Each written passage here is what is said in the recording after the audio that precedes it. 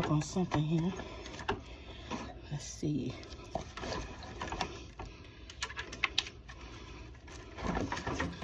Oh, here we go. So, took this whole dish out. Fuck that. Taking all that shit. I will find a fucking way. So, whew, took this off. Now, I'm gonna, this is no good.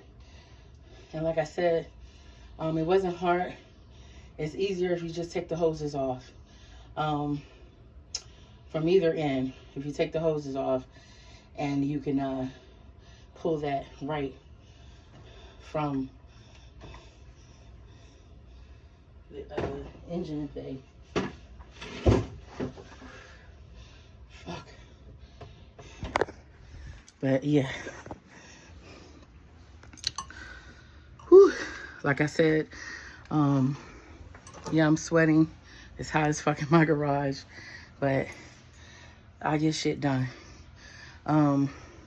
This is what I do. I love working on Mopar. But as you can see, the